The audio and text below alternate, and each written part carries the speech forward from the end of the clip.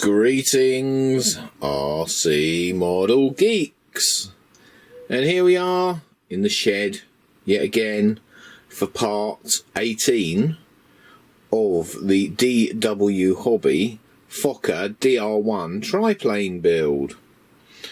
So this morning I've put the hinges in and glued them in, so the tailplane is basically finished, and we can drop that onto the fuselage and get a rough idea of what this beast is going to look like. There you go. I have to stand back a bit. Yeah, it's quite big, that, isn't it? So yeah, looking good, looking good. So next thing I think I'm going to sort out while I'm playing around with hinges and stuff is to get the hinges on for the rudder. So I'm going to use the round pin hinges again, but I'm going to use the bigger ones, the 4.5mm ones, and I'm probably going to use maybe 4 of those, bump, just to give it the strength that's needed, because that is the only hinge point, just that little bit there for the whole rudder. So yeah, I'm going to drill some holes and see what happens. So I will be back with you very soon.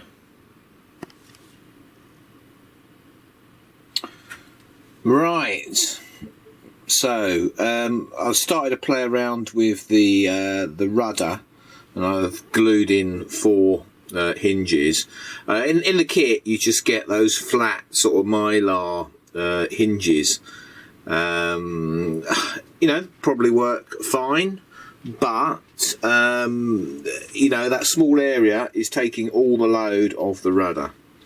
So you know, I don't want it to break, do I? You know, it's going to get knocked and banged, especially with fill around. So yeah, I've used 4.5mm pin hinges there, and yeah, that's going to be pretty good. Actually, that is the same type of hinge that's used on the Eindecker, and the Eindecker works fine with those, which is great. Right, but then we come to a slight issue. This point here is very weak, and mine has actually broken, I think, somewhere there, straight across there. Either it's broken or it's just very weak. It flexes very easily at that point, and if you think that all that top half of rudder is only connected by 2 small bits of wood, basically here and at the back, and I'll show you that on the drawing. Right, so here is the drawing, and basically we've got a weak point here across there, and that's where mine has either cracked or is, you know, been weakened or whatever. So yeah, you know, the whole force of the rudder has got to go through that and this bit of wood here. So what I would suggest, if you're making one of these, is you put some reinforcement around this area, because that is a very narrow piece of wood. It's got to take quite a lot of load. Yeah, either sort of, you know, put a bit of wood in here like that, you know, just to strengthen that area up. Maybe carry it up a little bit further. Maybe put a triangle piece across there as well, just to stiffen that that area up a little bit. I mean, in the ideal world, it'd be better if they just remade this and sort of carried it on up here, you know, to give that area a bit more strength. But yeah, that's my only gripe. I mean, all I could do, there weren't a lot of options really, apart from, you know, cutting it out and trying to fix it, which I didn't really want to do after I've made the thing. I don't want another Bixler Phil episode. What I've done is I've just drilled a hole down through there and filled it with epoxy, hoping it'll just stiffen that area up a little bit. But we'll have to see what happens there. If the tail falls off, we'll know what the problem was, won't we?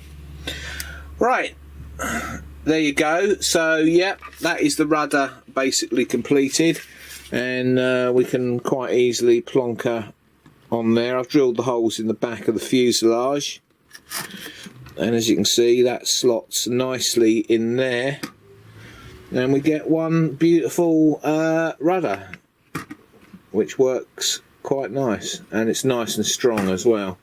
You know, it's going to take a few hard knocks of that. So next thing I've been looking at is the push rods.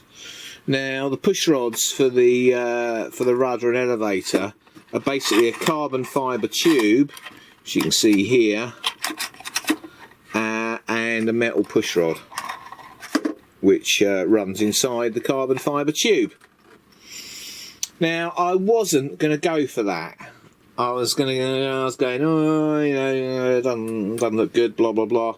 But after playing around with it for a bit, I'm going to give it a try and see how it is. It should be a pretty slop-free fit, so it should be okay. But there's basically one on this side for the rudder, and then there's one on this side for the elevator. Now they supply in the kit glue-in like carbon fibre horn. I decided to go for the screw-on plastic horns in the end, just because, you know, carbon fibre into that little slot, it ain't going to be strong. It's just basically slotted in and glued. So you know, I'm just going to go for the bolt-on option, which I'm hoping will be less likely to fail, considering, you know, it's driving these two massive paddles of elevator. You know, you want as much strength in there as possible, don't you? So yeah, I'm going to use a bolt-on horn there instead, and the same on the rudder. I'm just going to put a bolt-on one on there. But yeah, all looking good. And you can see those tubes run down the fuselage and into a slot that is already made in the fuselage, and basically you just glue those two rods in there, and they line up with the servos, which are going to be down in those holes. So yeah, all pretty simple. I'm sure it's going to be strong enough, but you know, we'll give them the benefit of the doubt and go for it. So yeah, back soon when I've done something else. I'm not quite sure what I'm going to do yet. I might do the undercarriage legs, put the fairings on or something. Right, back soon. Okay, so there is one undercarriage leg sandwiched between two of those wooden claddings that we made some days ago.